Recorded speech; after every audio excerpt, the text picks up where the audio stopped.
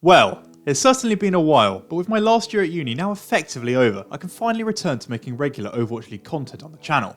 I just want to start by saying a quick thank you to everyone that's been so supportive and patient these past few months, despite there being no vids. I'm really looking forward to getting back into the grind over the coming weeks. Of course, a lot has changed during these past few months since I last made a video on the Overwatch League, and today I want to discuss one of those changes that's taking effect this weekend, the Overwatch League May Melee Tournament. Hopefully this video can provide all the basic information you might need to understand how it all works, and whilst it's impossible to put together a fully accurate bracket prediction, for a laugh I'll give my thoughts on who I think is going to do well.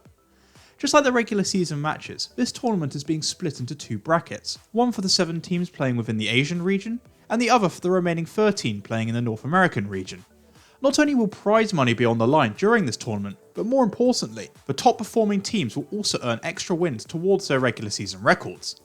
If anyone is still a little confused about this, let me just break the tournament structure down in more detail before looking at the brackets and matches more closely. In regard to prize money, it will be divided as follows. The tournament champions will win $40,000, second place will take home $20,000, whilst third and fourth place will earn $5,000. And in addition to that, each match won during the tournament will earn a team a further $5,000. I believe the only exception being the 13th and 12th place qualification match in the North American bracket.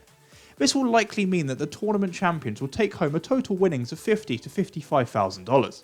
It's important to mention that the matches played within the tournament won't be counted towards the team's regular season record. However, depending upon where a team eventually places, there is a chance they can earn extra wins towards their overall record. This is split in a similar way to the prize money, with the tournament champions gaining 3 extra wins, second place being rewarded with 2 wins, and lastly third and fourth adding 1 win to their record. The last thing to note is the rule set, which is in effect for this tournament.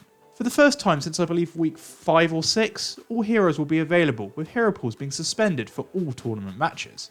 The matches themselves are remaining first to 3 map wins, just like the regular season. That is until the finals, which will be first to 4 map series. During the tournament, the higher seeded teams will pick the first map, then the losing team of that map will then pick the one that follows, and so on.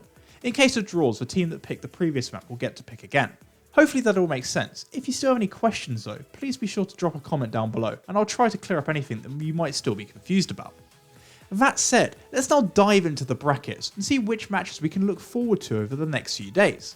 If you are interested in making your own predictions and utilising the bracket I'll be showing on screen, then be sure to check out this great interactive bracket made by Solomon, which I'll be linking in the description as well as in the comment section.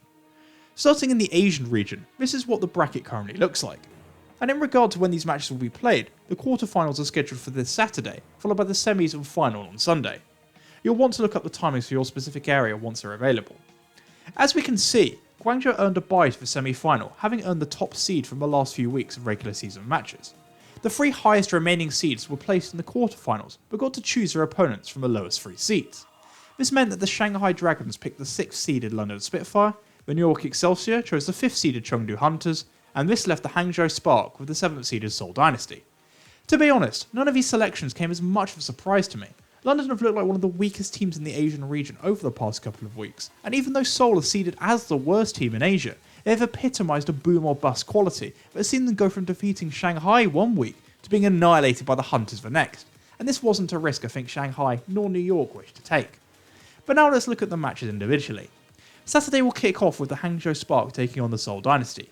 The Spark have had some mixed results over the past couple of weeks, but players like Godsby and Gushwei have stood out, and personally I thought they looked maybe 1 or 2 pieces away from competing with the very best, like Shanghai. Potentially this has become a reality through their recent acquisition of Architect from the Shock. I think this is a fantastic addition that finally gives Godsby some support at the DPS position, which for most of this season he's had to hard carry. I can't be completely sure what Architect plays this weekend, given how new he is to the team, but if he does, the Spark could be a real surprise package in the Asian bracket. I am aware of Gushwei's visa situation, but as far as I know this is being dealt with after the tournament, so it shouldn't affect them here. But now we have to discuss Seoul. My god is it difficult being a fan of a dynasty. Just as it looks like this year might just be a little bit different. Nope, the same inconsistent play returns, this time just supercharged by the London recruits, bringing with them the Spitfire's inconsistent past.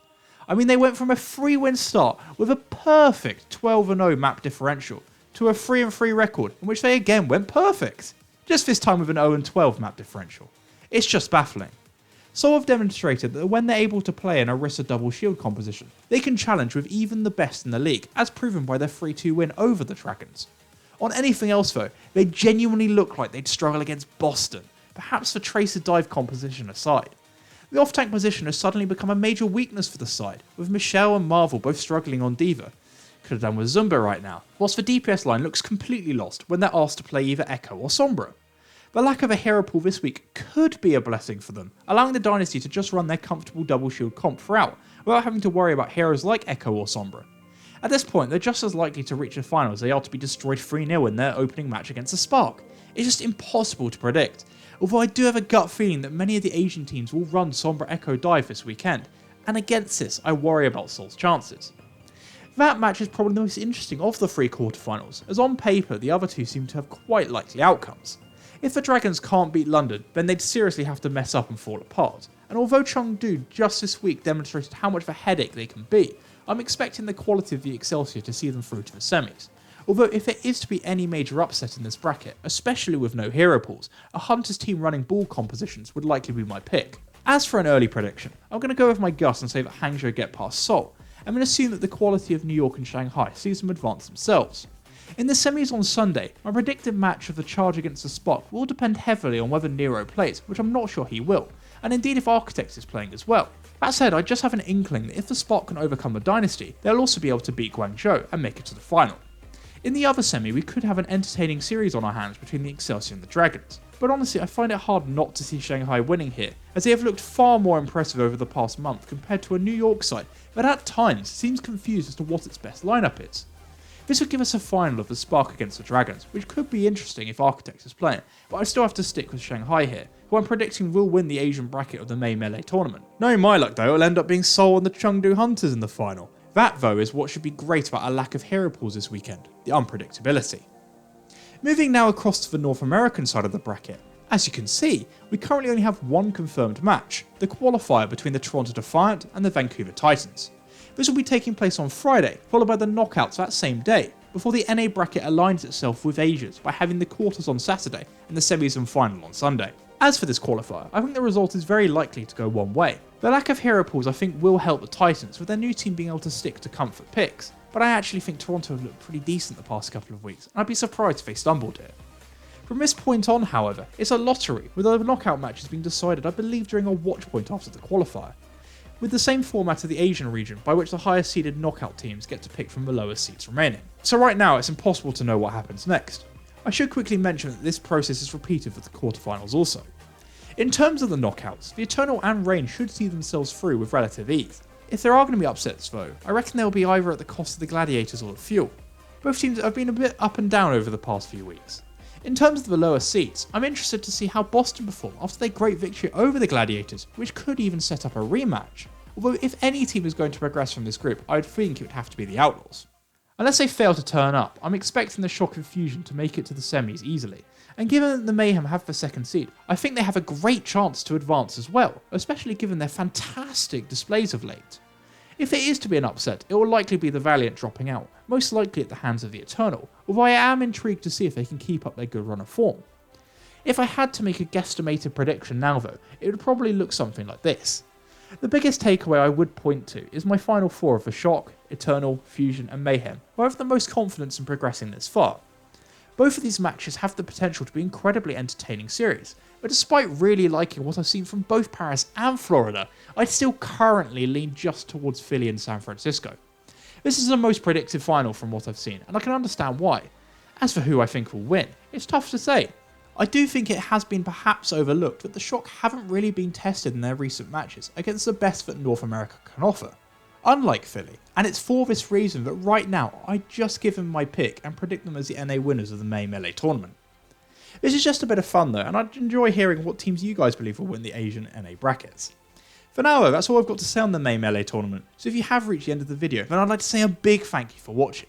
As I explained at the start, I'm hopefully back for good now, so if you have enjoyed, please be sure to like, subscribe or follow me at my Twitter or on my Discord.